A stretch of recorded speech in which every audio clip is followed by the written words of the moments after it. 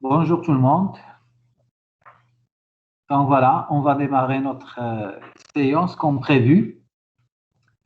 Alors, je ne sais pas si donc j'ai mis sur la plateforme, donc Teams, vous avez tous les chapitres, vous avez tous les exercices avec leurs solutions. Donc j'ai essayé de faire les solutions de tous les exercices.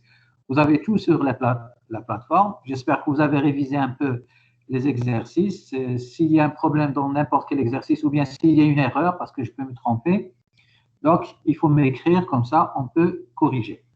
Alors, avant de démarrer, donc, je vais essayer de vous donner le programme pour votre examen. Alors,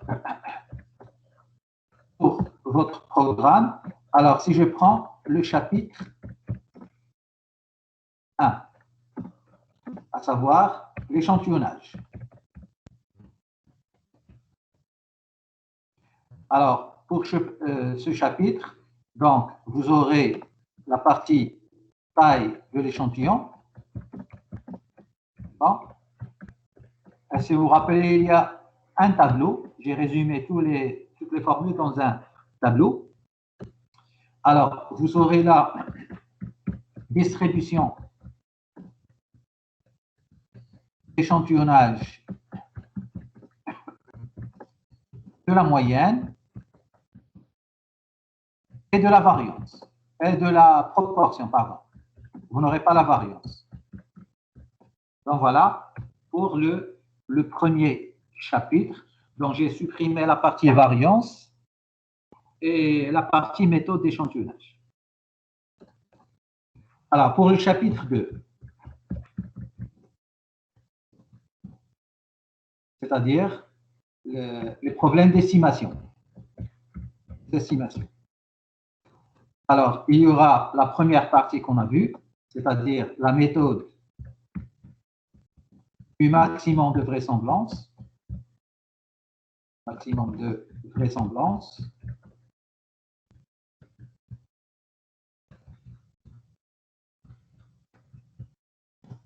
Alors, lorsque je dis la méthode du maximum de vraisemblance, c'est avec les trois qualités. Les trois qualités, c'est-à-dire l'absence de biais,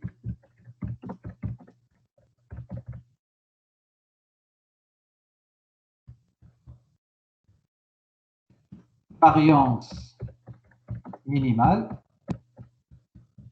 et convergence.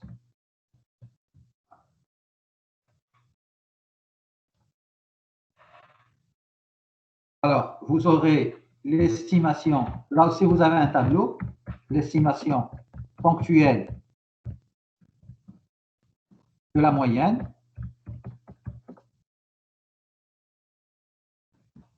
de la variance et de la proportion. La dernière partie qu'on a vue, c'est l'intervalle de confiance de la moyenne et de la proportion. Donc, pas de variance. La moyenne et de la proportion. Alors, pour le dernier chapitre, le chapitre 3, c'est-à-dire les tests statistiques.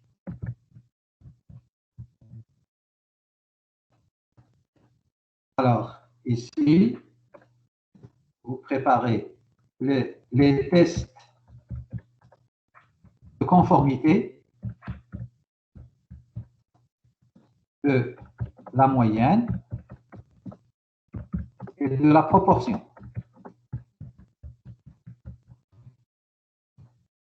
Et test d'égalité de deux moyennes et de deux proportions. Alors, pour le test d'égalité de deux moyennes, donc, il n'y a pas le test d'égalité des variances. D'égalité de deux moyennes et de deux proportions. Donc voilà, c'est ça votre programme. Donc j'ai essayé d'alléger un peu le contenu.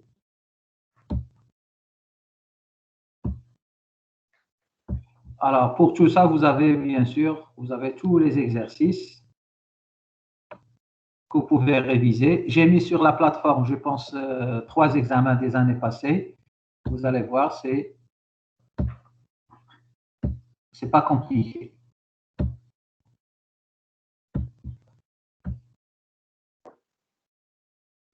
C'est bon, pas de questions. Alors, je passe aux exercices sur les tests statistiques. Parce que c'est ces tests qu'on a. Alors, lorsque vous lisez l'énoncé, je prends l'énoncé, le premier exercice. Un fabricant de tubes à essai pour laboratoire fonde sa publicité sur le fait que la durée de vie de ces tubes correspond à 1500 heures de chauffage à l'aide d'un bec benzène. Alors, déjà, lorsque vous lisez, ici, il n'y a pas d'échantillon. Donc, ça veut dire que la durée de vie, ici, 1500, ce n'est pas l'échantillon. Alors, le fabricant nous affirme ça. Alors, pour vérifier, un laboratoire de contrôle de publicité constate que sur 100 tubes à essai, donc c'est quoi 100 tubes à essai? C'est la taille de l'échantillon. La durée moyenne de vie est de 1485 heures. C'est quoi 1485 heures? C'est la moyenne des 100 tubes, c'est-à-dire c'est la moyenne de l'échantillon, avec un écart type de 110, c'est-à-dire c'est l'écart type de l'échantillon. La question au risque de 5%, la durée de vie des tubes à essai est-elle différente de 1500 heures de chauffage? Alors, pour répondre à cette question, qu'est-ce qu'il faut comparer? Il faut comparer les 1485 à 1500. C'est quoi 1485? C'est la moyenne de l'échantillon. C'est quoi 1500? C'est une norme. Donc, automatiquement, c'est un test de conformité d'une moyenne. Attention, ici, il n'y a pas deux moyennes, il n'y a pas deux échantillons. Alors, c'est quoi la norme? C'est les 1500 heures. On a choisi un échantillon de quelle taille? 100.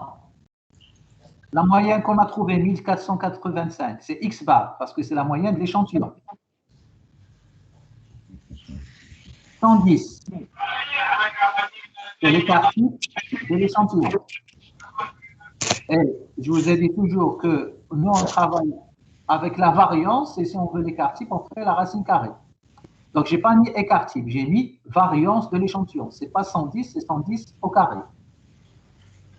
Alors, on sait très bien que dans tous les problèmes d'estimation, on ne travaille pas avec la variance de l'échantillon. Donc, qu'est-ce qu'on fait? On va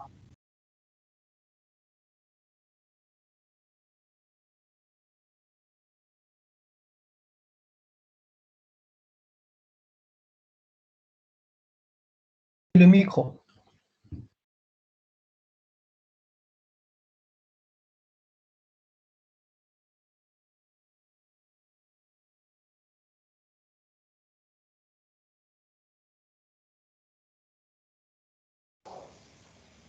Monsieur, votre micro est désactivé.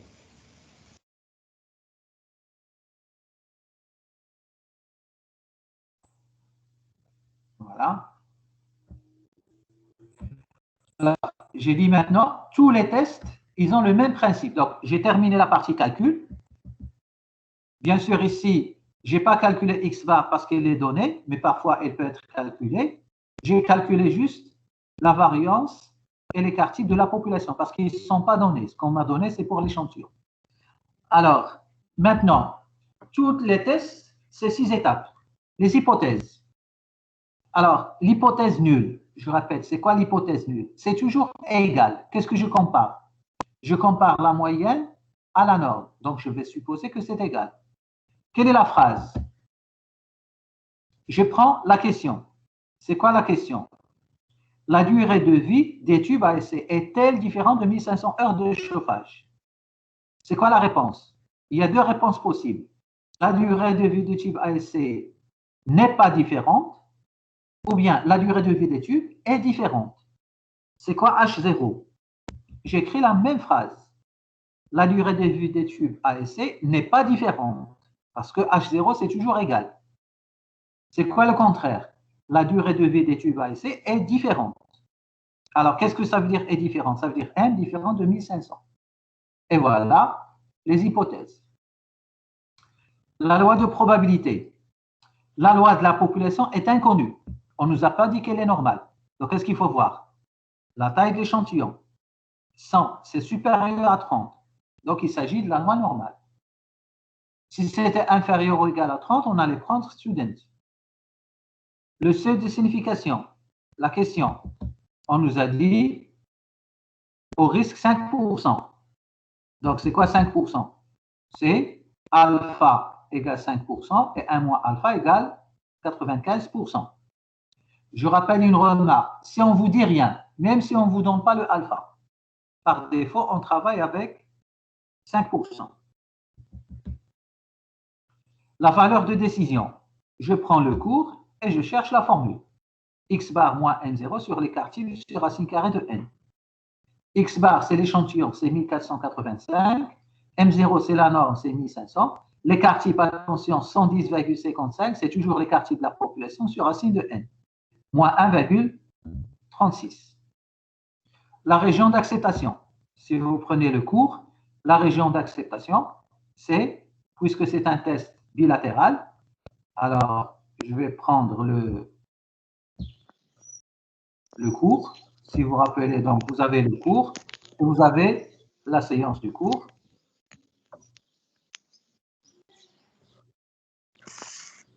Alors la région d'acceptation, la voici. Il y a 3 cas. Soit bilatéral, soit unilatéral à gauche, soit unilatéral à droite. Donc ici, c'est bilatéral parce que c'est différent. Donc c'est Z alpha sur 2, Z 1 moins alpha sur 2. Et ça, c'est tout simplement la lecture de la table. Donc le alpha, c'est 0,05. Donc Z de alpha sur 2, c'est Z 0,025. Et Z de 1 moins alpha sur 2, c'est Z 0,975. Rappelez-vous que dans la table de la loi normale, elle est symétrique. Je ne vais pas trouver 0,025, je trouve 0,975, c'est 1,96 et 0,025, c'est l'opposé. Donc voici la région d'acceptation. Donc la valeur de décision, c'est moins 1,36. La région d'acceptation, c'est moins 1,96, 1,96. Qu'est-ce que je regarde? Je regarde le 1 moins 36, elle appartient à la région d'acceptation. Donc j'accepte. On accepte l'hypothèse nulle, car la variable de décision, moins 1,36, appartient à la région d'acceptation, moins 1,96, 1,96. Donc, puisque j'accepte H0, je reviens vers H0. Qu'est-ce qu'on a écrit sur H0? La durée de vie des tubes à essai n'est pas différente de 1500 heures. Et voilà, on a répondu à la question et on donne la conclusion. La durée de vie des tubes à essai n'est pas différente de 1500 heures. Alors ça, c'est le test de conformité de la moyenne. Je reviens vers le programme. Ça veut dire, c'est ce premier test de la moyenne. Alors, deuxième exercice. Donc, s'il y a des questions, vous m'arrêtez. Alors, le deuxième exercice. Les moteurs des appareils électroménagers d'une marque N ont une durée de vie moyenne de 3000 heures et un écart type de 150 heures. Alors, regardez bien. 3000 heures et 150 heures, ce n'est pas un échantillon. C'est la population. Les moteurs des appareils ont une durée de vie de 3000 heures. À la suite d'une modification dans la fabrication des moteurs. Donc, on a apporté une fabrication. Le fabricant affirme que les nouveaux moteurs ont une durée de vie supérieure à celle des anciens, c'est-à-dire supérieure à 3000. Alors, pour vérifier, qu'est-ce qu'on a fait? On a testé un échantillon de 50 nouveaux moteurs. Donc, c'est quoi 50? C'est un échantillon. Et on a trouvé une durée de vie moyenne de 3250 heures. C'est quoi 3250 heures? C'est la moyenne de l'échantillon. Avec un écart type de 150 heures, c'est l'écart type de l'échantillon. La question, les nouveaux moteurs apportent-ils une amélioration dans la durée de vie des appareils électroménagers au risque de 1%? Alors, pour apporter une amélioration, qu'est-ce qu'il faut? il faut que la durée de vie augmente, soit supérieure à 3000.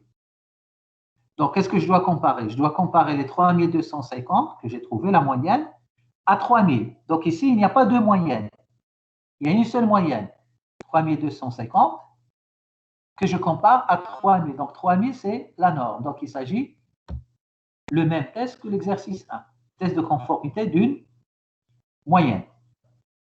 Alors, avant de faire le test, j'écris les données et je fais mes calculs. 3000, c'est la norme. La taille de l'échantillon, c'est 50. 3250, c'est la moyenne de l'échantillon. 150 au carré, c'est la variance de l'échantillon. Mais la variance de la population, ce n'est pas la variance de l'échantillon. On fait la même chose et on estime la variance de la population suivie de l'écart typique. Après, on fait les étapes du test. C'est quoi H0? Alors, nous, qu'est-ce qu'on compare? On compare la moyenne à 3000. 0 est égal à 3000. Regardez, c'est quoi H0 la phrase? La phrase, c'est la réponse à la question. C'est quoi la question? Les nouveaux moteurs apportent-ils une amélioration dans la durée de vie des appareils électroménagers au risque de 1%? C'est quoi la réponse? Soit ils n'apportent pas une amélioration, soit ils apportent une amélioration. Alors, ils n'apportent pas une amélioration. Ça veut dire M égale 3000. Il n'y a pas d'amélioration. Donc, les nouveaux moteurs n'apportent aucune amélioration dans la durée de vie des appareils électroménagers. Le contraire, apporte une amélioration. C'est quoi apporte une amélioration? La durée de vie est supérieure. Ce n'est pas inférieur. Alors, si vous demandez, il y a l'un de vos camarades qui a demandé comment savoir est-ce que le test est bilatéral ou bien unilatéral. Pour le savoir, c'est à partir de la question. Regardez, la question ici, je ne vais pas écrire M différent de 3000. Je vais écrire M supérieur à 3000. Parce que H1, c'est apporte une amélioration. Et c'est quoi apporte une amélioration? C'est que la durée de vie augmente, il ne va pas baisser. Alors, la loi de probabilité, la loi de la population n'est pas normale, inconnue. Mais la taille de l'échantillon est supérieure à 30. Donc, on va travailler avec la loi normale. La signification, on m'a dit au seuil de 1%. Donc, j'ai pris alpha égale 0,01. Maintenant, on fait les calculs de la valeur comme tout à l'heure. Qu'est-ce qu'on trouve? 11,67. Maintenant, la région d'acceptation. Regardez la région d'acceptation. Si je regarde le cours dans la région d'acceptation, voilà. Donc, ce n'est pas bilatéral. Donc, puisque ce n'est pas bilatéral, donc, on a moins l'infini Z1 moins alpha sur 2. Alors, regardez bien pour trouver. Alors, quand est-ce qu'on rejette? Si vous voulez avoir une idée, quand est-ce qu'on rejette pour cet exercice? On rejette lorsque c'est supérieur. Donc, l'acceptation, c'est moins l'infini jusqu'à une valeur. C'est ça, l'acceptation. C'est moins l'infini. Donc, mais lorsque ça dépasse un seuil, on rejette. Donc, moins l'infini Z1 moins alpha. Et là, je vais dans la table statistique. Et qu'est-ce que je cherche? Z de 1 moins alpha, c'est-à-dire Z de 1 moins 0,01, c'est 0,99. Regardez votre table de la loi normale, vous allez trouver 2,33. Alors, la région, c'est moins l'infini de 33. Alors, regardez maintenant. 11,67 n'appartient pas à la région d'acceptation. Donc, je n'accepte pas. Donc, la décision, je rejette. Donc, voici la décision. On rejette l'hypothèse nulle car la variable de décision réduite n'appartient pas à la région d'acceptation. Donc, puisque je rejette, c'est quoi la réponse à la question? La réponse à la question, je rejette H0. Donc, la réponse, c'est H1. Les nouveaux moteurs apportent une amélioration dans la durée de vie des appareils électroménagers. Donc, voilà. Pour ça, c'est le test de conformité de la moyenne. Donc, je n'ai pas besoin de refaire ce test. Si on trouve un test. Oui? Oui, je vous écoute.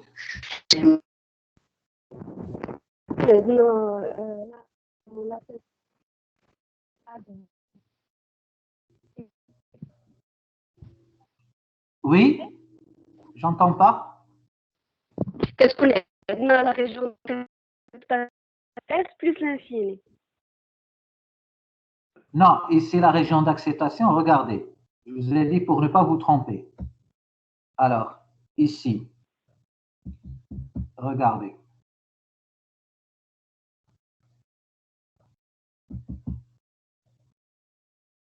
Alors, si vous prenez H1, bon. Alors, je vais mettre ça. Voici les 3000. Alors, quand est-ce qu'on rejette? C'est lorsque c'est supérieur à 3000. Donc, ça veut dire, je rejette dans cette partie. Regardez, je rejette ici. C'est de faire un schéma et vous allez voir. Et quand est-ce que j'accepte? Donc, normalement, j'accepte ici. C'est bon? Donc, où est la région d'acceptation? Ici, c'est la région inférieure. Il n'y a pas de limite. C'est moins l'infini. Moins l'infini jusqu'à combien? Jusqu'à un seuil. C'est bon? Jusqu'à un seuil. C'est S, ce que j'ai appelé S. Vous avez compris. Donc, de cette façon, vous ne pouvez pas vous tromper. Regardez quand est-ce que j'accepte, parce que je cherche la région d'acceptation. Alors, regardez si je prends l'exercice 1. Je prends H1. Voilà. Donc ici, il y a une petite différence. Je compare par rapport à 1500. Tu vois?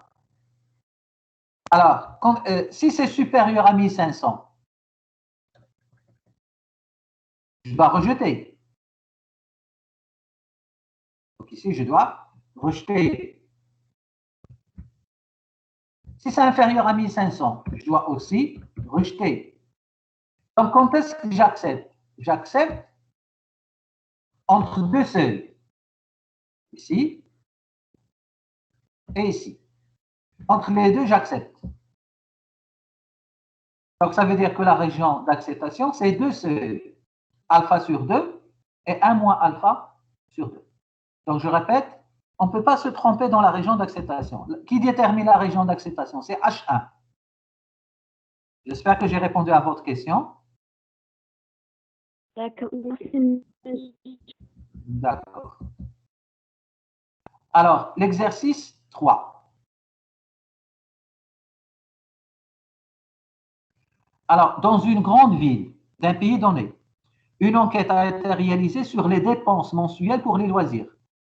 On a observé les résultats suivants. Donc, on va comparer deux zones. On va comparer les habitants du centre-ville sur 280 familles habitant le centre-ville. Donc, c'est quoi 280? C'est un premier échantillon. Les dépenses mensuelles pour les loisirs sont en moyenne de 640 dirhams. Donc, attention, c'est la moyenne de qui? C'est la moyenne de l'échantillon des 280, avec un écart type de 120 dirhams. C'est l'écart type de l'échantillon de 280. Sur 300 familles habitant la banlieue. Donc, ça, c'est un deuxième échantillon de 300. Les dépenses mensuelles pour les loisirs sont en moyenne de 610. Donc, c'est quoi 610? C'est la moyenne du deuxième échantillon des 300 familles de la banlieue, avec un écart type de 100 dirhams. C'est le deuxième échantillon. La question, peut-on dire au risque de 5% que la part du budget familial consacré aux loisirs est différente suivant que la famille habite le centre-ville ou la banlieue? Alors ici, qu'est-ce que je compare? Je compare la moyenne du centre-ville avec la moyenne de la banlieue. Donc, il s'agit d'un test d'égalité de deux moyennes. Donc, parce que j'ai deux échantillons, les deux exercices précédents, je n'avais pas deux échantillons, j'avais un seul échantillon que je comparais à une norme. Alors, qu'est-ce que je fais? Je fais les mêmes calculs que les exercices précédents, mais deux fois. regardez, les deux exercices précédents, j'avais que n. Maintenant, j'ai n1 et n2. Les exercices, le test de conformité, j'avais que x bar. Maintenant, j'ai x bar 1, x bar 2. 640, 610. Maintenant, j'ai deux variances, v de x1 et v de x2. 120 au carré et 100 au carré. Et maintenant, je transforme les variances en variances de la population. J'espère, donc, c'est n fois v de x sur n moins 1. Donc, tout ce qu'on a fait tout à l'heure, ici, on le fait deux fois parce qu'on a deux échantillons. Alors, pour faire le test, c'est quoi H0? Maintenant, il n'y a pas de M. Il y a M1 et M2. Il y a deux moyennes. Alors, regardez la question. La part du budget familial consacré au loisir est différente suivant que la famille habite le centre-ville ou la banlieue. Donc, j'ai deux réponses. Soit elle est différente, soit elle n'est pas différente. Donc, j'ai réécrit la même phrase. La part du budget familial consacré au loisir n'est pas différente suivant que la famille habite le centre-ville ou la banlieue. Parce que H0, c'est M1 égale M2, n'est pas différente. Maintenant, c'est quoi le contraire? Est différente. Alors, est différente, ça veut dire c'est différent. Alors que l'exercice précédent, on avait mis supérieur. Alors, j'espère que vous avez bien compris cette question de H1. Maintenant, la réponse. La loi de probabilité inconnue, mais puisque les échantillons supérieurs à 30, donc c'est la loi normale. Alpha, on m'a dit 0,05. Maintenant, pour prendre la formule, il y a deux formules pour le test d'égalité de moyenne. Il y a deux formules. Je vais revenir à ce que je vous ai montré dans le cours. Voici le cours de test d'égalité des deux moyennes. Et vous remarquez, il y a deux formules. Si les variances sont inégales, voici la formule. Si les variances sont égales, on calcule la variance commune et on prend la deuxième forme. Donc, il y a deux formules. Donc, laquelle des deux formules il faut prendre? Donc, bien sûr, il faut faire un test d'égalité des deux variances. Le test, je compare H0 variance égale, H1 variance inégale. La valeur de décision, c'est la variance la plus grande sur la plus petite. La variance la plus grande, c'est 14 000. La voici, 14 451,61 divisé par 10 033,44. Et je compare à la valeur de la table. Alors, pour l'examen, je vous ai dit que si vous avez un test d'égalité de deux moyennes, moi, je voulais vous dire est-ce que les variances sont égales ou bien inégales, parce que j'ai supprimé ce test. Alors après, on a trouvé que on rejette H0. Donc, les variances sont inégales. Alors, puisque les variances sont inégales, il faut prendre la formule de variance inégale. La voici. Formule de la variance inégale.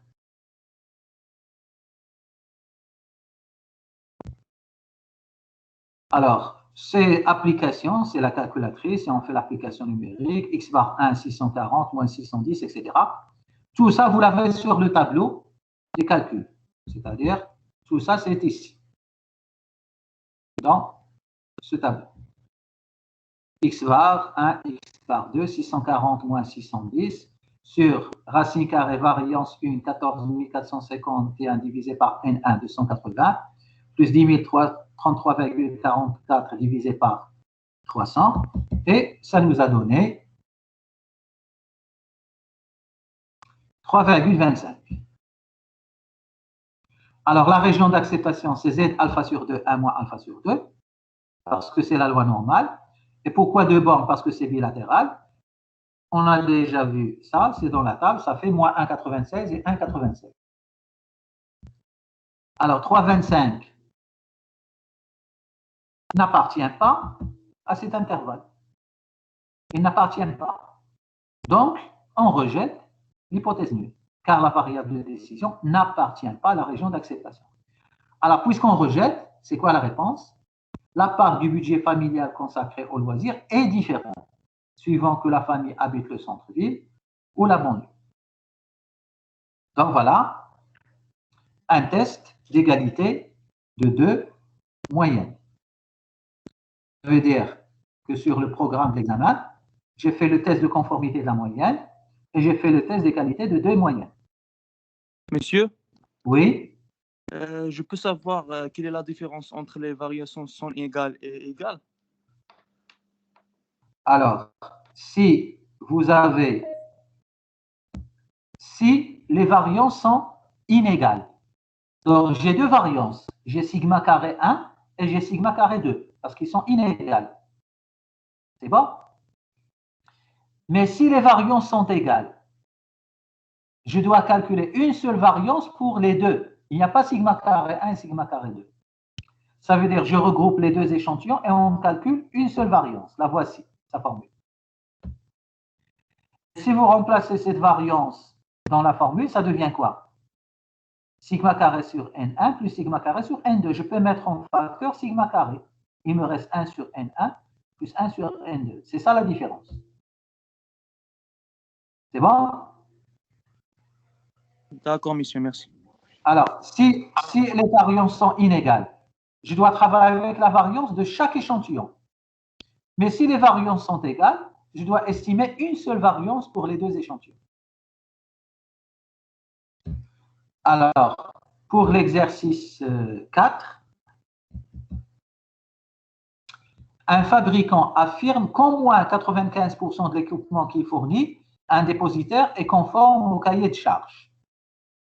Donc, c'est quoi 95%? C'est une proportion. Mais il n'y a pas d'échantillon ici. C'est une proportion. Ce n'est pas une proportion d'un échantillon. L'examen d'un échantillon de 200 pièces. Alors maintenant, 200 pièces, c'est un échantillon. Montre que 18 pièces sont défectueuses. Que pensez-vous? Que pensez de l'affirmation du fabricant au seuil de confiance de 5%? Alors, le fabricant, qu'est-ce qu'il nous a dit? Il nous a dit 95% de l'équipement est conforme. Est-ce que son affirmation est correcte ou pas? On ne sait pas. Pour vérifier, il faut comparer les 95% à la proportion de l'échantillon. Donc, finalement, c'est un problème de proportion. Est-ce que c'est deux proportions? Non. C'est un test de conformité d'une proportion, parce que j'ai un seul échantillon, 200. Donc, automatiquement, c'est quoi 95%? C'est la norme. La taille de l'échantillon, c'est 200. La fréquence de l'échantillon, on calcule F. C'est comme X bar pour la moyenne. Vous connaissez la formule, c'est X sur N. Mais attention, dans cet exercice, c'est quoi le X? Ce n'est pas 18. Parce que 18, c'est défectueux. Alors que nous, on travaille avec le contraire, conforme. Alors, si 18 sont défectueux, combien sont conformes? 200 moins 18. Alors, ça fait 0,91 ou bien 91%. Donc, finalement, le fabricant nous dit 95%. Nous, on a trouvé 91%. Est-ce que ce qu'il nous a dit, c'est vrai? Alors, on va supposer que ce qu'il nous dit est vrai. Donc, P égale 0,95, H0. L'affirmation du fabricant est correcte. Maintenant, quel est le contraire? L'affirmation du fabricant n'est pas correcte. Alors, quand est-ce que l'affirmation du fabricant n'est pas correcte? C'est lorsque ce n'est pas 95%, c'est moins. Parce que si c'est supérieur à 95%, on serait plus content, c'est encore mieux. Donc, regardez ce qu'on a écrit dans H1, inférieur. Attention, ils n'ont pas différent. Inférieur, ils n'ont pas différent. Alors, dans ce cas, quand est-ce que je rejette? Je rejette lorsque c'est inférieur. Ça veut dire, regardez bien ce que j'ai mis tout à l'heure. Nous, on suppose que c'est 95%. Alors, quand est-ce qu'on rejette? Lorsque c'est inférieur. Ici, je rejette. Par contre, quand est-ce que j'accepte? J'accepte, bien sûr, à partir d'un seuil S. Donc, ici, j'accepte. Alors, regardez bien, la région d'acceptation, ça va être quoi? Ça va être S jusqu'à plus l'infini. Parce qu'il n'y a pas de limite pour la région d'acceptation. Donc, on va aller jusqu'à plus l'infini. Alors après, la loi de... Oui, في هذه la situation هذه عندنا test unilatéral à droite. oui, c'est ça. Alors, attention, à droite ou à gauche, ça dépend qu'est-ce qu'on entend par à droite ou à gauche. Par exemple, ici, j'accepte à droite et je rejette à gauche. Alors la région d'acceptation هي اللي كتقولوا إلا كانت la région d'acceptation à droite alors c'est à droite et إلا كانت à gauche c'est à gauche. Non, attention. Moi, je vous ai dit, parce que la droite et la gauche, ça dépend de quel côté on se place. Moi, je vous ai dit. Oui, j'ai compris. C'est bon? Pour ne pas vous tromper, ça c'est... Alors, moi, ici, qu'est-ce que j'ai écrit? Je regarde le cours. Lorsque je vous ai expliqué,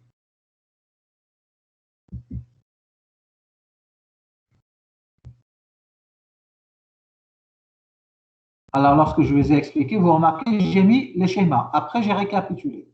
C'est bon? Donc, S alpha jusqu'à plus l'infini. Donc, test unilatéral à gauche. Qu'est-ce que ça veut dire à gauche? Si je prends ici. Ça veut dire, je rejette du côté gauche. C'est pour ça que je l'ai appelé à gauche. Mais lorsque je dis à gauche, c'est à ma gauche, à moi. Moi, je regarde le schéma, c'est à ma gauche. Alors, pour ne pas vous tromper, je répète, essayez bien de faire ce petit schéma pour ne pas vous tromper. Alors, la loi de probabilité. Alors, la proportion, on sait que c'est toujours la loi normale. Mais il faut vérifier les conditions. N supérieur à 30 et NP supérieur à 5. Bien sûr, notre exercice 1, c'est 200, largement supérieur à 30. Et N fois P, c'est 200 fois 0,95, c'est largement supérieur à 5. Donc, c'est la loi normale, le alpha 0,05.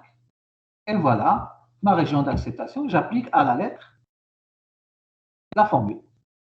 Ça me donne moins 2,60. Alors, la région d'acceptation, on a dit, c'est Z alpha plus l'infini, alpha 0,05, Z alpha c'est Z de 0,05. Attention, Z de 0,05 n'existe pas sur la table. Donc, je prends moins et je cherche Z de 0,95. Voilà. Donc, ça, c'est la lecture de la table. Ça fait moins 1,65. Voici ma région. Voici moins 2,60. C'est bon? Et moins 1,65 plus l'infini. Qu'est-ce qu'on remarque? Moins 2,60, il est à l'extérieur de la région d'acceptation. Il n'appartient pas. Donc, je rejette. On rejette l'hypothèse nulle car la variable de décision réduite n'appartient pas à la région d'acceptation. Donc, ce que nous dit le fabricant n'est pas correct. L'affirmation du fabricant n'est pas correcte. Donc, voilà. Vous remarquez, je suis passé à la proportion, mais tous les tests, pratiquement, ils se répètent. Alors, si je prends l'exercice 5, pour une élection, on effectue un sondage pour évaluer les intentions de vote en faveur du candidat M dans la ville de Casa sur 450 personnes interrogées. 52% ont l'intention de voter pour M. Dans la ville de Rabat, sur 300 personnes interrogées, 49% ont l'intention de voter pour M. Au risque de 5%, y a-t-il une différence d'intention de vote dans ces deux villes? Alors ici, qu'est-ce que je compare? Je compare le 52% de Casa au 49% de Rabat. Donc, je compare deux proportions. Donc, il s'agit d'un test d'égalité de deux proportions. Alors, l'exercice 4, j'avais petit n. Ici, ce n'est pas petit n, c'est N1, N2. L'exercice 1, j'avais F. Ici, ce n'est pas F, c'est F1 et F2. Alors, Casa, N1, 450, Rabat, 400, F1, 0,52. Je ne l'ai pas calculé parce qu'il a été donné. Mais si on n'avait pas donné 52%, vous savez toujours que F, c'est X sur N. Alors, pour ce test, si vous revenez au cours, alors je vais aller vers le cours.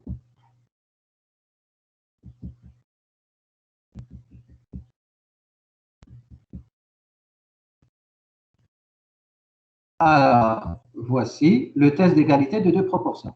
Je mets le tableau, c'est ce que j'avais mis.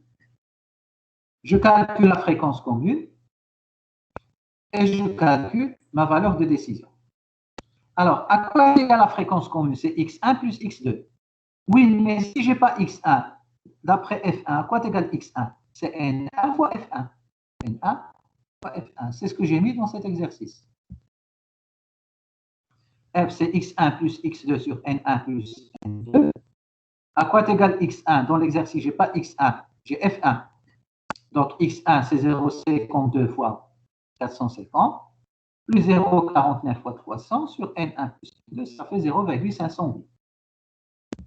Maintenant, j'applique 0,508 pour ma variable de décision. La voici. Et je trouve 0,81. Alors, pour le H0, H1, la question. Y a-t-il une différence d'intention de vote dans ces deux villes? C'est quoi la réponse? Il n'y a pas une différence. C'est quoi le contraire? Il y a une différence. Donc, automatiquement, H1, c'est différent. Il y a une différence. Alors, la loi de probabilité, c'est la loi normale, vous avez compris. La région d'acceptation, puisque c'est bilatéral, c'est Z. Donc, moins 1,96 et 1,96. 0,81 appartient à cette région. Il appartient. Donc, qu'est-ce qu'on fait? On accepte H0. Alors, on accepte l'hypothèse nulle. Donc, il n'y a pas une différence d'intention de vote dans ces deux villes. Donc, voilà, j'ai mis, on a vu maintenant tous les tests. Donc, ce que je viens de voir ici, c'est une seule proportion et deux proportions. Alors, tout le reste, ça se répète. Voilà. Test de conformité d'une proportion, donc vous avez compris. La même chose, donc je n'ai pas besoin de... Alors, l'exercice 7. Dans le but de contrôler le poids net des sachets de deux marques d'un produit alimentaire, on a prélevé deux échantillons respectivement de 10 et 12 sachets. On a obtenu les résultats suivants. Donc, finalement, ces deux résultats sont significativement différents en ce qui concerne le poids moyen. Alors, qu'est-ce que je dois comparer? La moyenne de la marque 1 à la moyenne de la marque 2. Donc, c'est un test d'égalité de deux moyennes. Et je fais mon tableau. N1, c'est 10. X bar 1, c'est la formule sigma x sur n, donc on fait la somme sur n. V de x1, sigma x i carré sur n moins x1 bar carré. Sigma carré, c'est n fois v de x sur n moins z. Donc on a fait tous les calculs pour le premier échantillon. On a fait tous les calculs pour le deuxième échantillon. Les mêmes calculs avec la calculatrice. Ces deux résultats sont-ils significativement différents? H0, non, ils ne sont pas différents. Le contraire, ils sont différents, donc c'est différent. Alors ici, faites attention, la loi de la population est inconnue. La taille des deux échantillons est inférieure à 30. Donc ce n'est pas la loi normale, c'est la loi de Student. L'échantillon c'est 10 et 12, 22. Inférieur à 30. Donc c'est Student. À combien de degrés de liberté? 20 degrés de liberté. 10 moins 1 plus 12 moins 1. Ça fait 20 degrés de liberté. Alors, là, le alpha, c'est 0,05. Alors, maintenant, pour savoir, il faut faire le test des variances. Je vous ai dit qu'on n'aura pas le test des variances. Alors ici, lorsqu'on a fait le test des variances, on a trouvé que les variances sont égales. Alors, attention, si les variances sont égales, je dois calculer la variance commune. Tout à l'heure, j'ai travaillé avec variance inégale. Donc, la variance commune, c'est N1 V de X1 plus N2 V de X2 sur N1 plus N2 moins 2. Tout est dans le tableau. On a calculé tout. N1, 10, V de X1, 30,64, plus N2, 12, fois V de X2, 30,47, divisé par N1, 10, plus N2, 12, moins 2. Et on a la variance commune qu'on applique à notre variable de décision. Ça nous a donné moins 0,31. Alors, la région d'acceptation, la seule différence par rapport aux autres exercices, c'est au lieu de Z, c'est T. C'est-à-dire, au lieu de prendre la table de la loi normale, on prend la table de student. Student, c'est comme la loi normale. Je n'ai pas besoin des deux. Je prends juste un moins alpha sur 2. Et la deuxième, c'est l'opposé. Moins 2, 0,86. Je vous rappelle juste la table de student.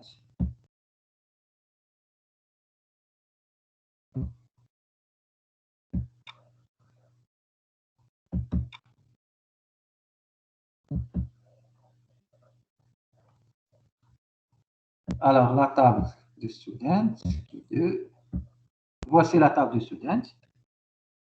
0,975, 1 moins alpha sur 2 et 20 degrés de liberté. Voici 0,975 et voici 20.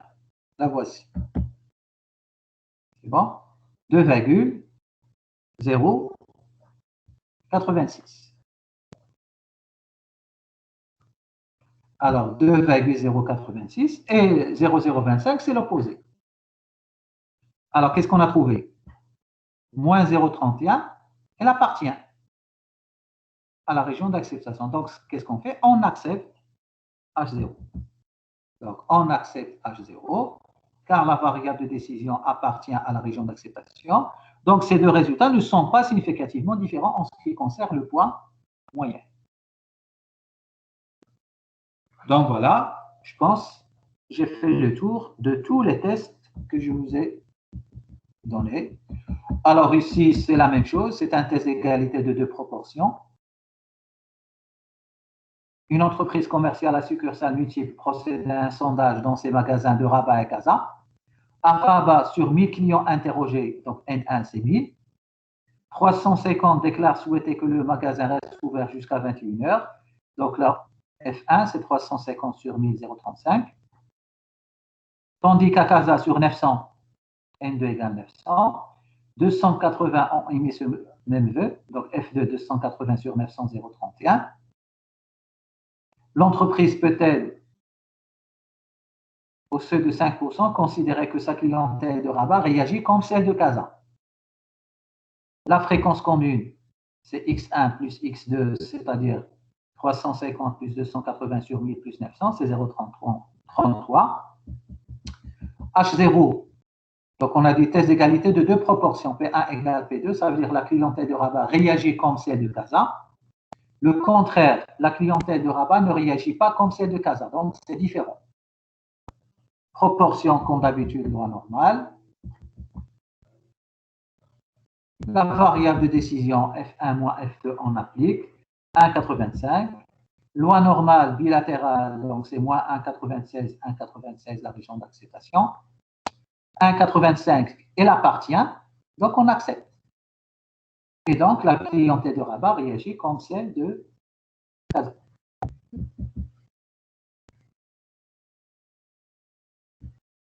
Alors, l'exercice 9.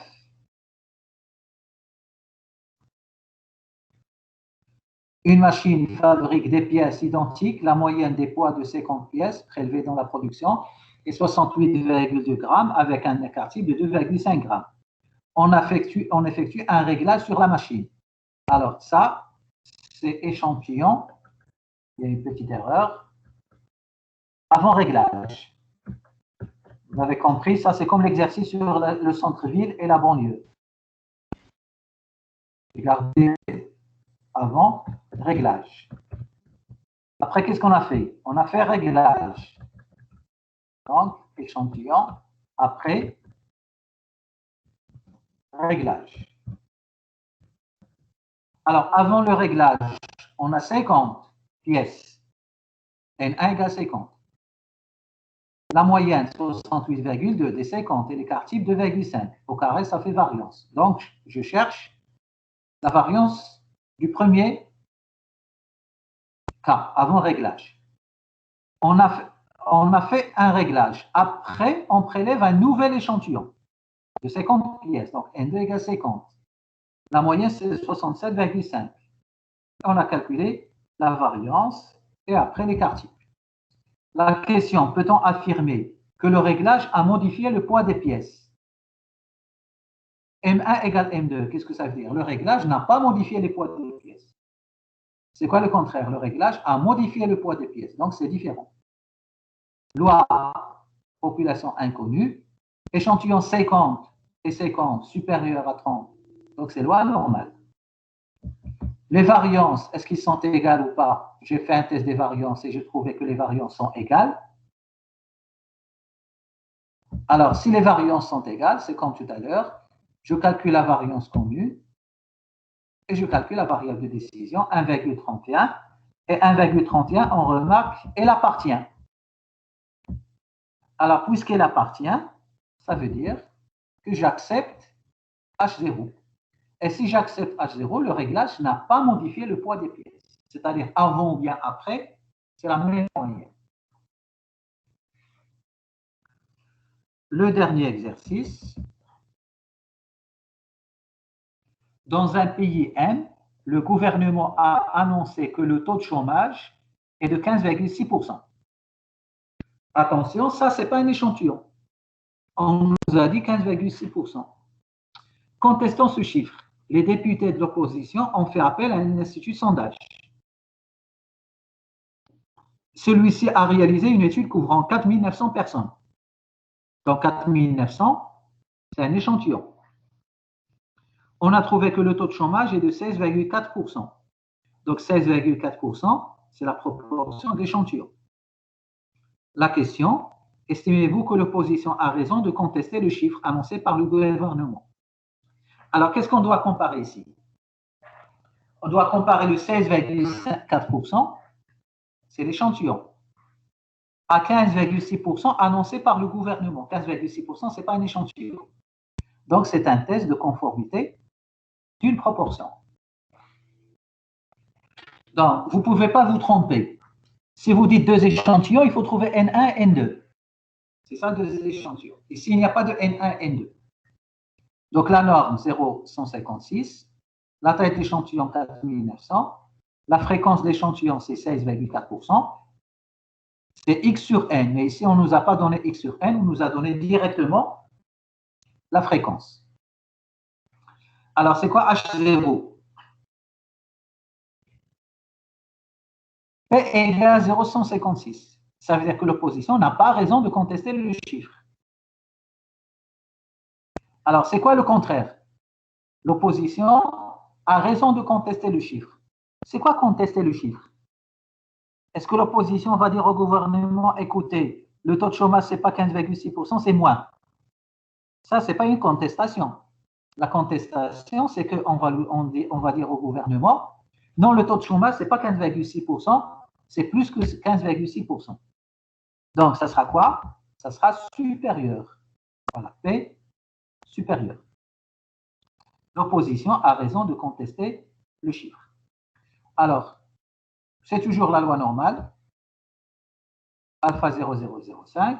Alors, la valeur de décision, on applique la formule. Alors maintenant, la région d'acceptation. Alors, quand est-ce qu'on rejette? Lorsque c'est supérieur.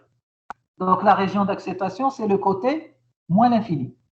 Donc, moins l'infini, Z1 moins alpha.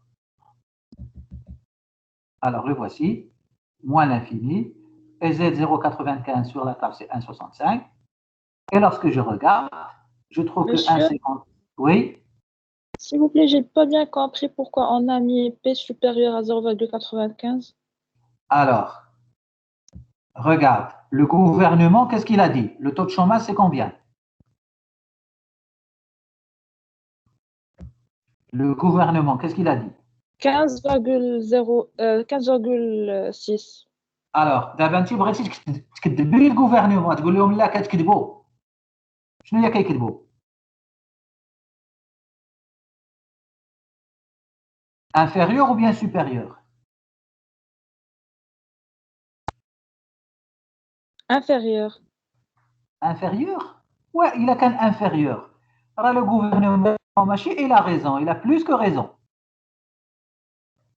La logique, d'abord, Ah oui, c'est supérieur. Ah, c'est... voilà, l'opposition, كتقول لها لا قلتوا لنا 15,6% راه حنا on a vérifié راه ماشي 15,6%. راه اكثر. Attention, c'est bon? Parce que ici, c'est quoi dans l'exercice? L'opposition a contesté. Alors, c'est quoi contester? C'est dire que le chiffre apporté par le gouvernement n'est pas correct. Il n'est pas vrai. Mais ça veut dire il n'est pas vrai. Ça veut dire le vrai chiffre, il est inférieur, il est supérieur, pardon. Parce que si c'est inférieur, c'est en faveur du gouvernement. C'est encore une bonne chose. C'est clair? Oui, alors, monsieur, merci. Réfléchissez toujours à le H1. C'est ça qui risque de poser problème. Est-ce que c'est différent? Est-ce que c'est supérieur ou bien est-ce que c'est inférieur? La réponse, elle est dans la question. Vous regardez la question, vous allez voir que... Alors, c'est comme l'exercice. Lorsqu'il nous a dit que c'est efficace à 95%, quelqu'un vous dit que son produit est efficace à 95%. Vous allez lui dire, écoutez, mais chez 95%, c'est moins, inférieur à 95%. Parce que si vous lui dites plus que 95%, mais qu'est-ce qui te bouge? C'est encore mieux. Donc voilà, on a trouvé un 54 qui appartient. Donc j'accepte H0. Ça veut dire que l'opposition n'a pas raison de contester le chiffre annoncé par le gouvernement. Donc voilà, je pense, vous l'avez compris, ce chapitre qui, généralement, souvent, il inquiète les étudiants, c'est le chapitre le plus facile. C'est bon? Pour ce chapitre, les tests statistiques, je pense rien, c'est pas compliqué. Alors, pour le reste, je ne sais pas, est-ce que vous avez un exercice particulier pour les autres chapitres? Monsieur, Oui. peut-on travailler l'exercice de l'année précédente, maximum vraisemblance de l'examen? Je n'ai pas pu le corriger. Maximum de vraisemblance de l'examen.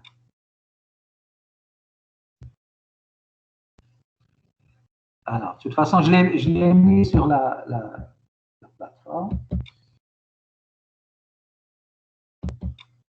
Alors, l'examen de l'année dernière, 2020.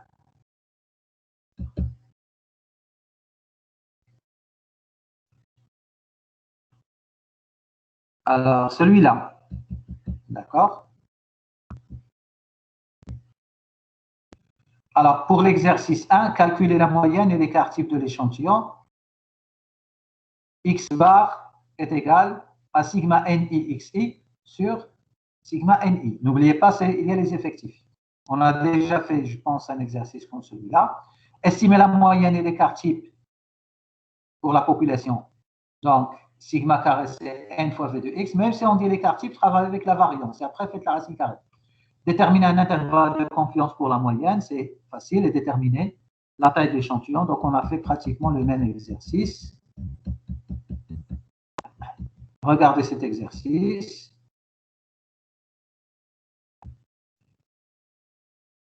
Pour comparer l'influence du climat sur le nombre de retards dans une entreprise, on considère des entreprises situées dans deux régions A et B, avec un climat différent, et on note sur une année le nombre de retards de chaque entreprise dans chaque région. Voici la région A, un échantillon de 9 entreprises, la région B, un échantillon de 8 entreprises. Donc, qu'est-ce qu'on cherche ici? On admet que les nombres de retards sur une année dans les régions A et B suivent des lois normales, et on suppose que les deux variances sont inégales. Peut-on affirmer au seuil de 5% qu'il y a moins de retard dans la région A? Alors, c'est quelle partie du cours? C'est un test d'égalité de deux moyennes. Le voici. Alors, le problème dans cet exercice, attention, la taille de l'échantillon, 9 et 8, ça fait 17. C'est inférieur à 30. Il y a des étudiants qui croient que c'est la loi de Student. Ce n'est pas vrai. Parce que la loi, elle est connue. On vous a dit que on suppose qu'ils suivent des lois normales. Donc, il ne faut pas utiliser Student, même si c'est inférieur à 30. Alors, votre camarade va demander cet exercice.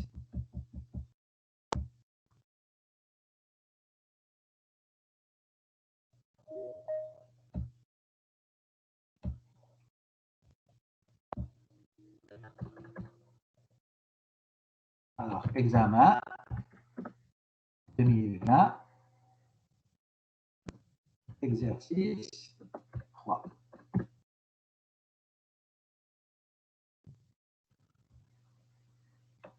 Alors, on a f de x est égal.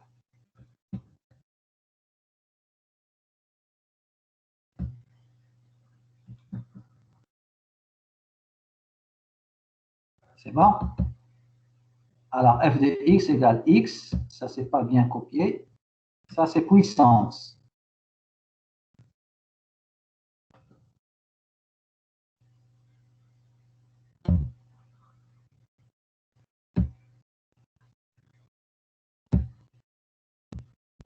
Voilà. Alors, le maximum de vraisemblance, vous vous rappelez, c'est, on cherche lambda. Qu'est-ce qu'on écrit en premier lieu? La fonction de vraisemblance. Alors, c'est quoi cette fonction de vraisemblance? L de lambda. Alors, lambda.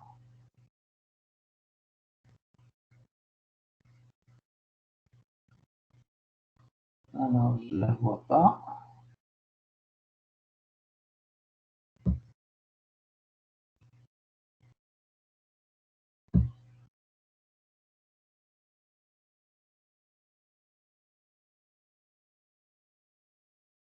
La voici. Alors, égal à quoi? Est égal à f de x1 fois f de x2 fois jusqu'à f de xn.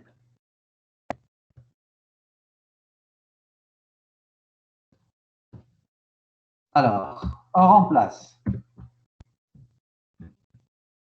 C'est quoi f de x1? C'est lambda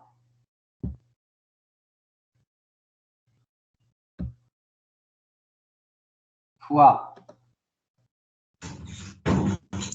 x à la puissance, donc x à la puissance, moins lambda, moins 1. J'essaie juste de remplacer. Alors, bien sûr, x1. J'ai oublié de mettre x1.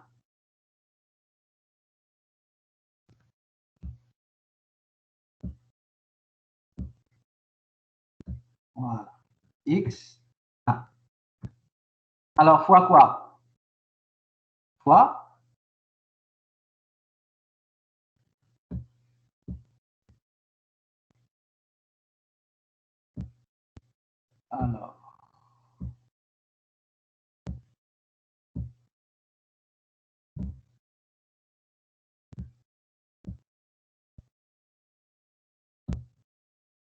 alors, fois, et je répète la même chose, f de x2, c'est quoi f de x2?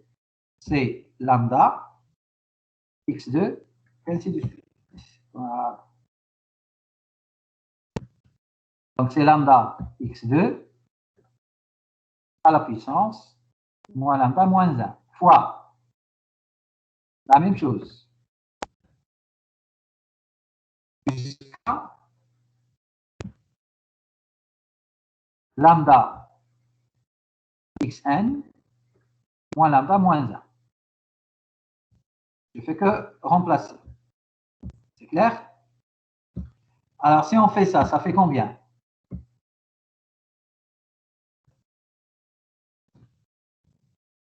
Alors, lambda fois lambda fois lambda, ça donne quoi?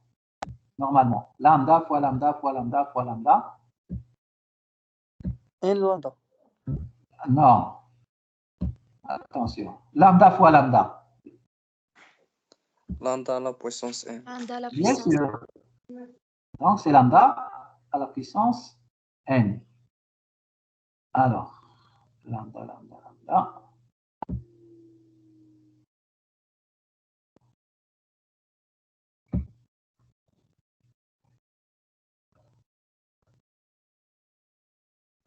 Lambda à la puissance n. Alors, ça donne quoi? Après, c'est quoi? x1, x2.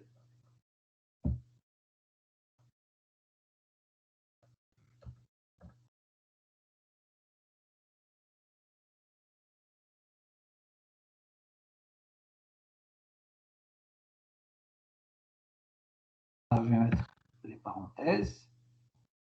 Alors, x1 fois x2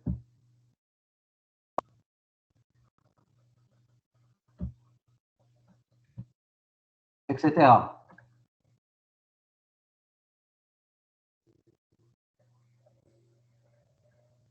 Fois, etc., etc. fois xn, le tout à la puissance moins lambda moins 1. C'est bon? Tout le monde a vu? J'ai rien fait, c'est juste, j'ai mis les parenthèses sur x1. Donc, j'ai terminé L de lambda. Maintenant, qu'est-ce qu'il faut chercher? Log. Donc, log de L de lambda. Alors, à quoi est égal ce log?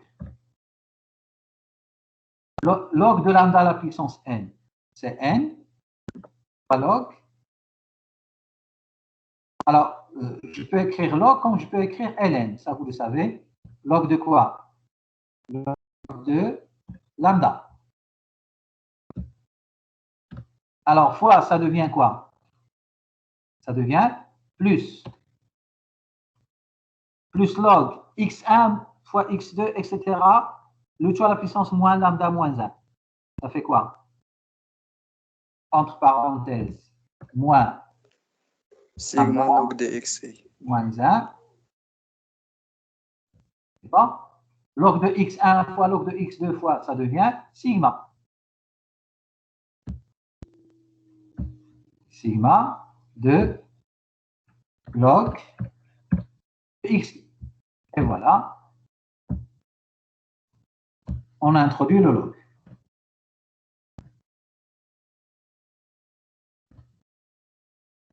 Donc, c'est fini.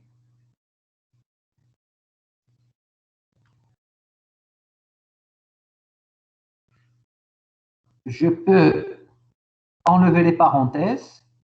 Si vous voulez, je peux ajouter une ligne.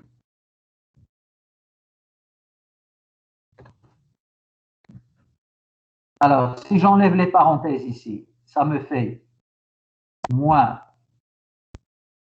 Voilà. Alors, au lieu de plus, ça devient moins lambda fois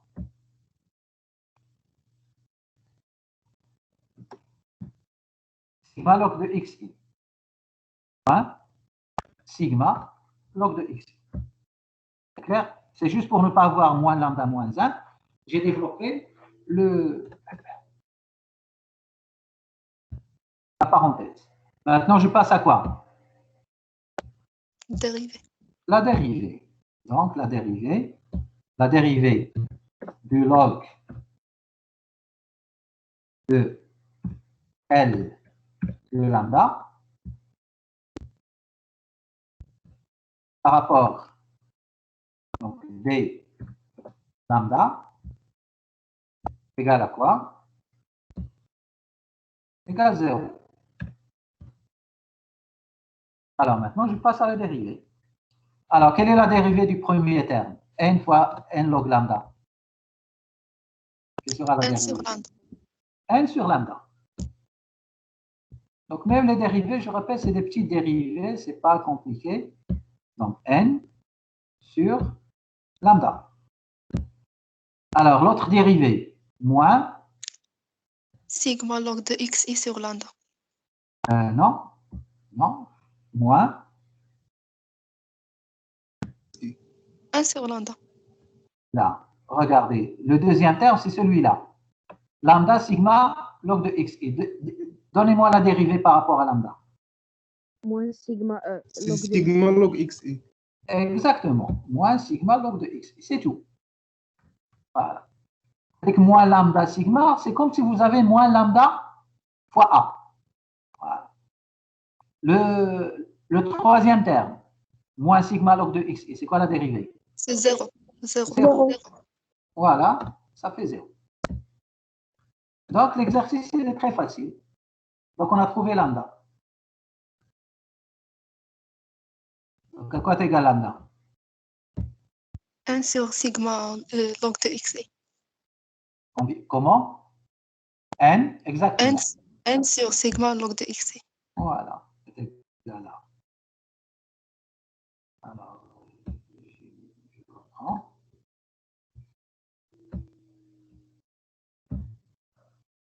Alors, lambda égale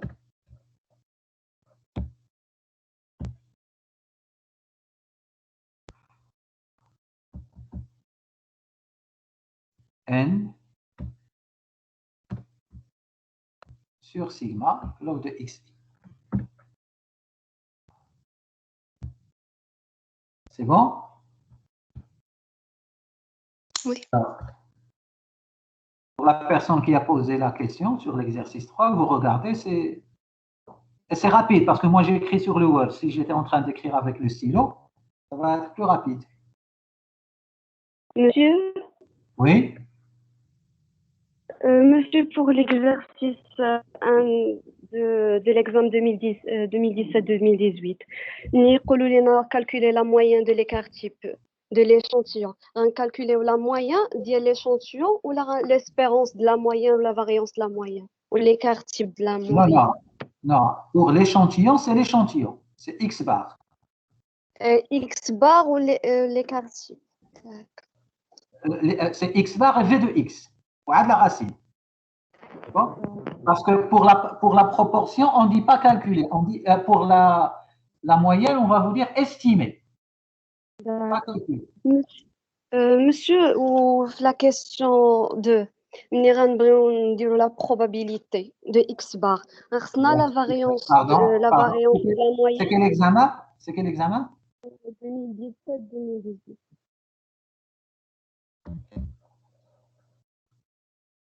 Alors, celui-là. Monsieur, question 2, les règles par de la probabilité Oui. entre 122 140. Oui. خصنا نديرو la variance ديال la moyenne ديال l'échantillon. خصها Bien يكون sûr. عندنا دونك غنقيس ولكن ما عندناش l'écart type ديال la population. غنقيس نديرو l'estimation ديال l'écart type. Bien sûr, parce que nous on calculer la probabilité, si vous voulez utiliser les formules, c'est l'écart type de la population. دونك غنديرو غنستيميو الفاريونس و l'écart type. Bien sûr, oui. D'accord, merci monsieur. Pour la deuxième question, parce que pour la première question, c'est juste l'échantillon. D'accord. Vous Merci. avez, dans le chapitre échantillonnage, dans les exercices, vous avez les mêmes exercices. Oui. Alors, d'autres questions? Monsieur, Monsieur, pour Oui. l'examen. Oui. Pour l'examen 2019-2020. هذا اللي كنا فيه, oui. L'exercice 1, question 2. L'exercice 1.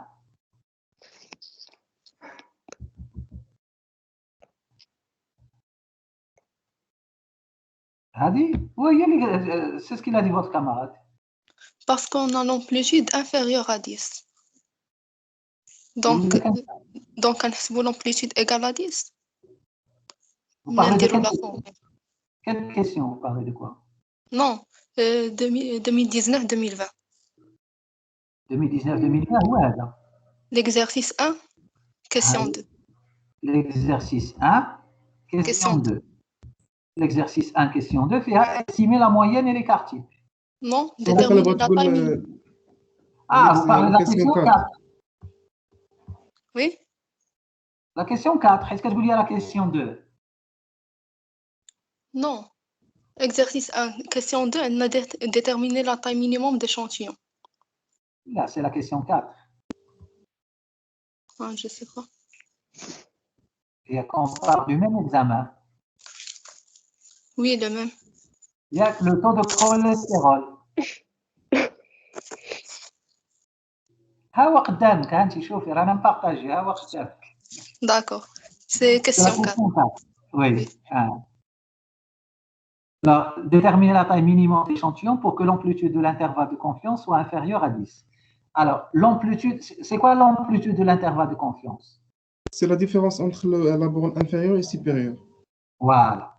Donc, c'est bon. Alors, le 10, c'est 2 fois epsilon. Les calculs, on a déjà fait un exercice. On a travaillé avec égal, égal, égal, égal jusqu'à la fin. Et là, rien ne va changer. Là, c'est inférieur, inférieur, inférieur jusqu'à la fin. Vous avez compris? Oui, d'accord. Merci. Il y a un exercice. L'effet l'intervalle, je vais le chercher.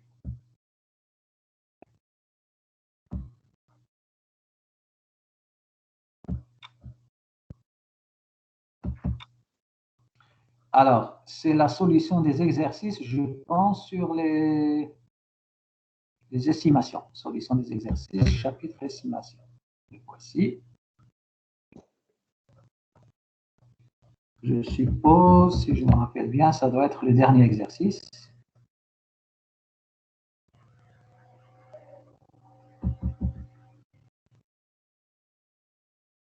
Non, ce n'est pas le dernier.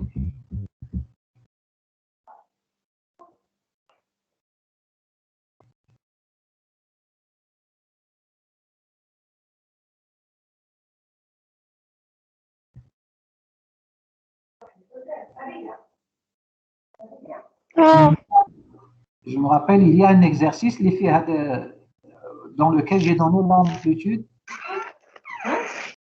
de la région d'acceptation. Voilà, je pense que c'est celui-là. À partir de la proportion estimée, combien de ménages faudrait-il interroger pour construire au reste de 5% l'intervalle de confiance d'amplitude 0,04? Moi, qu'est-ce que j'ai écrit ici? Égal 0,04. Pour l'exercice de cet examen, au lieu d'écrire égal à 10, on écrit inférieur à 10. Et là, c'est égal. Et on continue. La même chose. C'est bon? Oui, c'est bon, merci. D'accord. D'autres questions?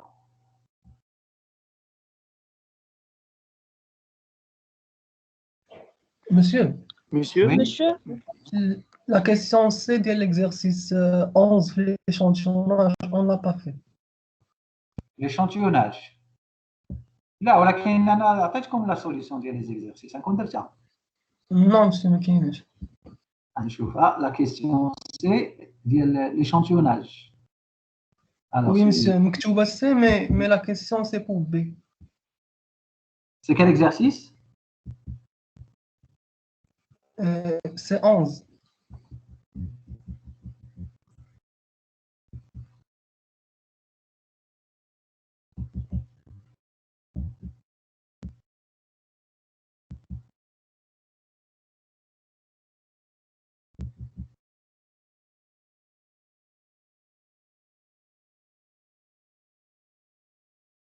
Ça. Cette question C. C'est ça. Oui, L'exercice. On choisit au hasard un carton rempli. Quelle est la probabilité que le poids de ce carton soit inférieur à 100? Alors, un carton, c'est 100 sachets. Le poids du carton vide, c'est 500 grammes. C'est bon? Alors, vous avez le tout. Ça, c'est la... Ah non, ça, c'est la question B. Ah. Ça, c'est la question B. Je n'ai pas fait la question C. Ah oui, je n'ai pas fait la question C.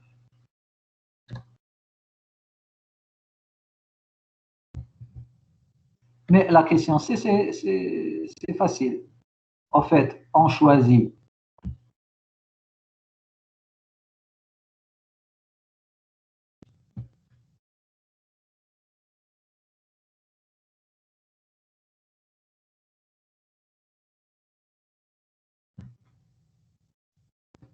au hasard un carton rempli. Quelle est la probabilité que le poids de ce carton soit inférieur à 100? Alors, je peux prendre X, c'est le poids du carton rempli. On est d'accord? C'est le poids du carton rempli. Ou là, pour ne pas avoir de problème, sans sachet.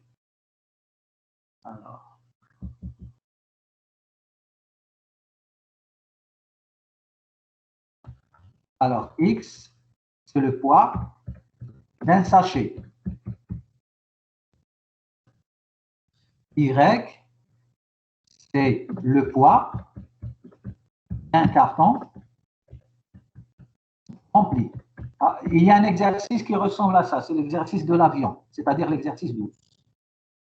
Poids d'un carton rempli. Alors, à quoi est égal Y? C'est égal à X, plus X, plus X, plus, etc. Combien de fois? 100 fois, parce qu'il y a 100 sachets. Plus, regardez bien, le poids du carton vide. C'est bon? 500 grammes. Plus 0,5. Parce qu'on travaille en kilos. 500 grammes. Alors, qu'est-ce que je cherche? L'espérance de Y. À quoi est égale l'espérance de Y? Est égale à l'espérance de X plus X plus X plus X, c'est-à-dire est égale à 100 fois l'espérance de X plus 0,5. C'est-à-dire 100 fois 1,01 plus 0,5. Voilà. Ça fait 101,5 kg. Bon. Donc voilà, j'ai trouvé la moyenne de Y, sachant que, la voici, le poids d'un sachet, c'est 1,01. L'écart type, c'est 50 grammes. L'écart type de X. Alors ici, qu'est-ce que je vais calculer? Pas l'écart type. V de Y. À quoi est égal V de Y? C'est V de X plus X plus X plus X, c'est-à-dire V de X plus V de X plus V de X 100 fois. 100 fois V de X. C'est-à-dire 100 fois. Alors, attention, c'est 50 grammes. C'est quoi 50 grammes en kilo? 0,05 au quart. C'est la variance. Alors, ça fait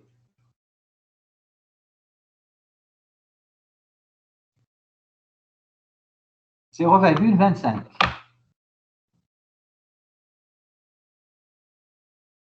Donc, bien sûr, l'écart type,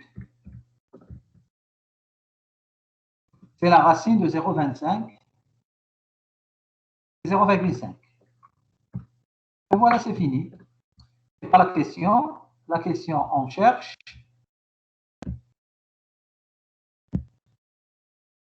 P de Y inférieur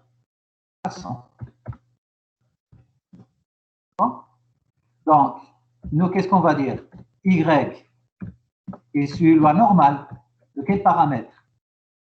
101,5 et l'écart type 0,5. Alors, vous connaissez la suite. Lorsqu'il s'agit de loi normale, il suffit juste de centrer et réduire. Ça veut dire que c'est P de Z inférieur et je centre et je réduis. Monsieur, Oui, si vous Oui, voulez, je- faire l'écart type, faire l'espérance mathématique, c'est 0,5 ou bien 0,05? l'espérance mathématique, je regarde. Le poids d'un sachet, la moyenne c'est 1,01 et l'écart type c'est 0,05. Ça c'est l'écart type. Monsieur, la question اللي كنا فيها دابا، Oui, voilà. c'est l'espérance mathématique, c'est plus 0,5 ou bien plus 0,05? واش هادي؟ On parlait de l'espérance. Oui, Ça. monsieur. Ouais, Y. Donc Y aura plus 0,5. C'est quoi Y? C'est le poids du carton rempli. Je vois le poids du carton rempli. Je vois le poids des 100 sachets, plus le poids du carton vide. Le carton vide, c'est 500 grammes. 500 grammes, ça fait 0,5 kg. C'est bon? Ok, monsieur. Donc, l'espérance sera plus 0,5. Alors, on a divisé par, on a dit, 0,5. Alors, ça fait P. Monsieur, Oui. pourquoi des fois pour réduire on divise par l'écart type de la population et des fois on divise par l'écart type par racine de n? Pourquoi? Non, attention. هذيك راه c'est la moyenne. ملي كنقولوا x bar, انا ما كاتبش p de y bar inférieur à 100. C'est bon? Parce que moi, c'est quoi ma variable dans cette question? Ma variable dans cette question, c'est y. Pas x bar. Quand x bar, il fallait chercher l'écart type de x bar. Vous avez compris? D'accord, monsieur. Il n'y a pas de moyenne. Donc, si j'avais y bar, je n'allais pas utiliser 0,5. J'allais utiliser 0,5 divisé par racine. Alors ici, inférieur 100 moins 101,5, c'est moins 1,5, ça fait moins 3. Voilà. Alors, égal à 1, moins, puisque c'est négatif, je ne vais pas trouver la valeur dans la table. Alors, puisque c'est négatif, ça devient 1 moins P de Z inférieur à 3. Et ça fait 1 moins. Et je cherche la table de la loi normale. Voici la table de la loi normale. Et Z inférieur à 3. Elle est là. C'est 3,0. Voilà. C'est ça. 0,99 865. 99 865.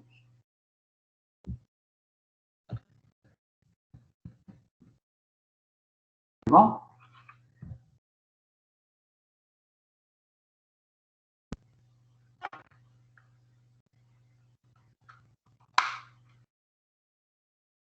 Un moins 99 865. Alors, ça fait 0,00135. C'est bon? D'autres questions?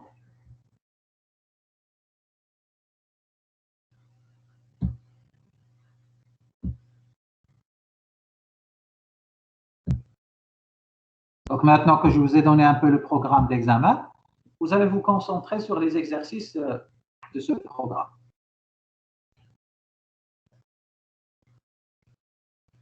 Il y a d'autres questions? Monsieur, Oui, s'il vous plaît, dans l'examen de 2017-2018, 2017.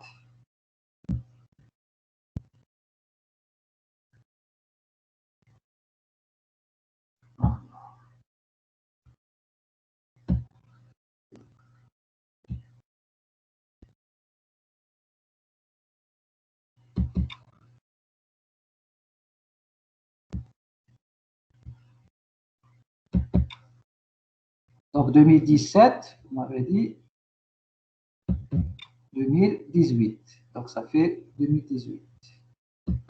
Oui, le voici. monsieur, dans l'exercice 1, la question 4, on a deux, c'est epsilon. Oui, 2 c'est epsilon. Oui. Alors, on va utiliser la formule de la loi normale, z au Oui. carré 1 moins alpha sur 2 fois l'écart type au carré sur epsilon au carré. Exactement. Oui. D'accord, monsieur, merci.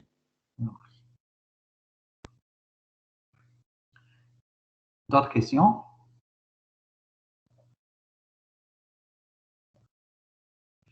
Donc voilà. Donc, de toute façon, si vous avez des questions, vous m'écrivez sur Teams. D'ailleurs, Monsieur, vous avez remarqué, il y a tous vos camarades qui m'ont posé des questions, j'ai répondu. Oui? في l'examen monsieur فهاد l'examen Oui. غيكون ان exercice على exercice الاول على chapitre 1 chapitre 2 À l'exercice 1? Oui, Non, هذا non. fait chapitre 1. Oui monsieur oui À l'exercice, oui, fait chapitre 1 ou chapitre 2. Fait une question sur la taille ou fait une question, elle a la probabilité. Donc, c'est le chapitre 1. oui Donc, la question 2, c'est la distribution d'échantillonnage de la moyenne. Ou la question 4, c'est la taille de l'échantillon. Donc, c'est le chapitre 1. Ou la question 3 ou 1, c'est le chapitre 2. Ça veut dire le même exercice fait 2 chapitres. غيكون بحال هكا لا غيكون ما عرفناش غيكون دابا تسولني على هذا. C'est bon? d'accord monsieur Donc, vous regardez, si vous maîtrisez votre cours, بحال هادشي اللي شفنا, vous n'aurez aucun problème. كيف ما تحط l'exercice, vous saurez répondre. Donc, vous remarquez toutes les questions qui sont dans les examens. Je vous ai donné 3 examens peut-être. Là, c'est les mêmes questions qu'on a vues dans les exercices. d'accord monsieur merci C'est bon? Pas de questions? Ok. Yalla, s'il n'y a pas de... Donc, comme ce que je vous ai dit, vous pouvez toujours me poser des questions sur Teams. Je peux répondre. Monsieur, Oui. monsieur, concernant le barème, شحال من نوت كدير على l'estimation Ah non, moi, je ne donne pas le barème pour la simple raison pour faire un barème qui favorise un peu les étudiants. Lorsque je regarde les copies, si je vous donne le barème, je serai obligé de respecter le barème. Si je ne vous donne pas le barème, si je vois qu'il y a un exercice qui pose problème ou bien qui a posé problème à la majorité, je peux réduire son barème. Donc, le barème, je le laisse pour moi. C'est bon? A priori, les exercices sont équilibrés. Sauf s'il y a un exercice qui contient beaucoup plus de questions qu'un autre exercice. Mais je répète, ne réfléchissez pas à ce genre de questions. Lorsque vous serez à l'examen, vous faites l'exercice indépendamment de son barème. Il a qu'un un point. Un point, il faut faire ce que vous pouvez faire. Alors, d'autres questions? Monsieur, Oui. exercice 3 في هذا l'examen. Oui, l'exercice 3. Quel test on utilise? ورا باين هذاك التست. L'égalité de deux moyennes? واش عندك هنا الموين ولا بروبورسيون؟ Moyenne. Moyenne. واش عندك un seul échantillon ولا deux échantillons؟ Deux échantillons. ايوا صافي تيست d'égalité de deux moyennes. إلا ما عرفتيش هذا بلا تيست d'égalité de deux moyennes راه مازال خصك توجدي l'examen. Ça se voit, ça saute aux yeux. Ok. D'accord, monsieur, merci. Ouais. Ok. D'autres questions? Monsieur, 1 heure, ça serait suffisant pour nous. Ah oui, ça va. Je vais donner en fonction d'une heure, bien sûr. Je vais donner. Par exemple, l'exercice 3 que vous avez devant vous. J'ai déjà donné X bar et j'ai déjà donné l'écart type estimé. Donc, ça veut dire que vous n'allez pas dépasser un quart d'heure fois de l'exercice. Parce que la partie calcul, la variance estimée, 2 fois, ou le calcul de la valeur de décision. Le reste, ce n'est pas des calculs. Le reste, ça touche la table. Donc, bien sûr, je ne vais pas donner. Ici, c'était 4 exercices parce que la durée était plus longue. Donc, je vais adapter mon exercice pour 1 heure. Monsieur, Oui, vous pouvez corriger le deuxième exercice de cet examen? هذا exercice هذا ويلا درت بحالو هذا ياك الماكسيموم فريسامبلونس Oui. هذا راه بحال ليكزارسيس اللي عاد درت بيان سور غتمشي باللوغ اكسيتيرا داكور.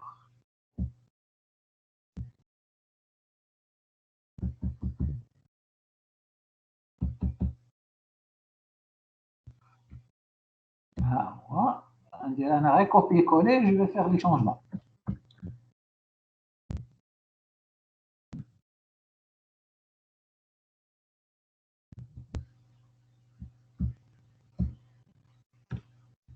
Alors, شنو هي f de x? f de x égale lambda x à la puissance lambda plus 1. Alors, lambda fois x sur x la puissance lambda plus 1. C'est ça. Je vérifie. Exactement. Alors, L de lambda égale f de x 1 fois. Alors, est égal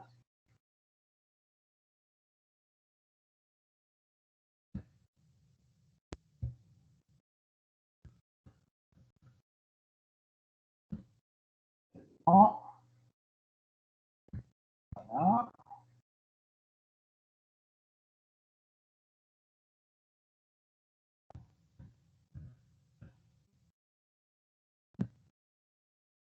Alors, lambda x1 pour le texte, x1 à la puissance lambda 1. Lambda x2, etc. xn.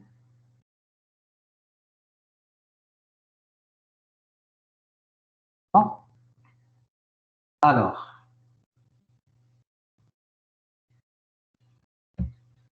Alors, il y a un lambda qui se répète. C'est quoi? Lambda fois lambda fois lambda fois lambda. Ça fait lambda à la puissance n. Après, qu'est-ce qui reste?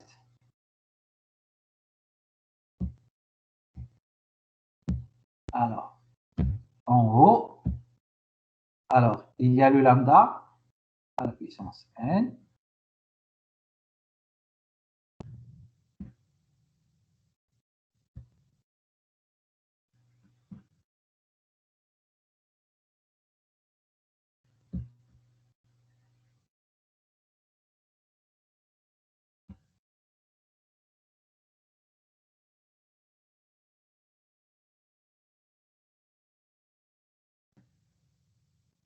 À l'énumérateur.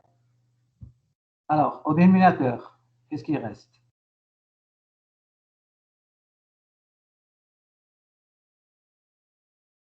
x1 fois x2 fois.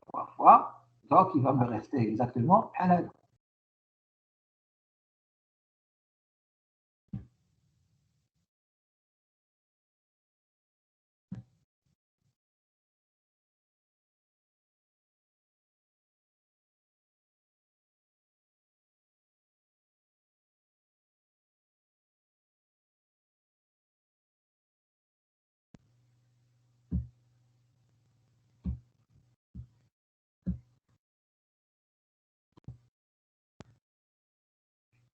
Alors, ici, à la place de moins lambda moins 1, ça fait lambda plus 1.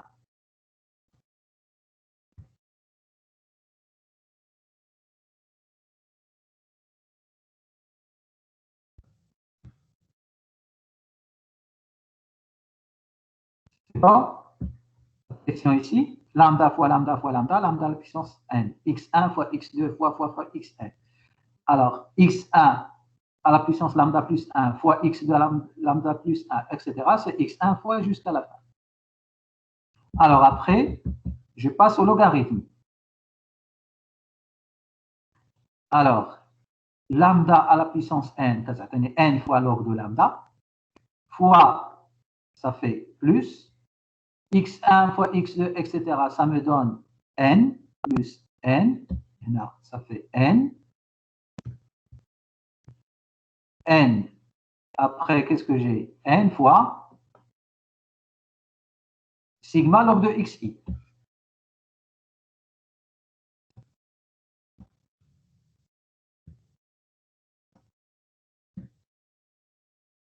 Donc, j'ai terminé le numérateur. Moins, est-ce qu'il y a le dénominateur? Moins quoi?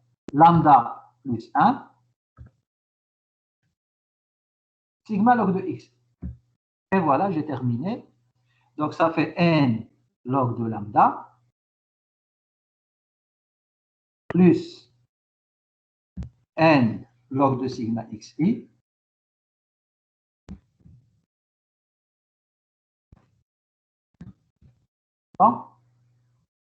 plus lambda sigma log de xi, pardon, moins lambda sigma de xi moins sigma log de xi. Et voilà, c'est fini. Alors, la dérivée, là, c'est n sur lambda, pas de changement. Le deuxième terme, il n'y a pas lambda, c'est 0. Alors, le troisième terme, c'est moins sigma log de xi. Et le dernier terme, ça fait 0. Et on retrouve le même résultat. C'est bon? D'accord, oui, merci, monsieur. Voilà. Monsieur, pour l'examen 2019-2020. هذا l'examen اللي احنا فيه نيت. Exercice 4. هذا l'examen اللي احنا فيه. هذا قلتي لي 2019-2020. Alors, 2019-2020. Voilà, هذا. L'exercice 4. Les tests. Est-ce que c'est un test d'ANOVA? C'est un test ANOVA, exactement. D'accord, merci. Exactement. حيت عندي 3 ديال لي زيشانتيون. Méthode 1, méthode 2, méthode 3. Oui. C'est bon? D'autres questions?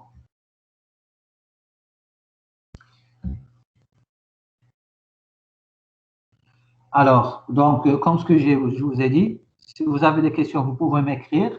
Si jamais vous avez besoin d'une autre séance, votre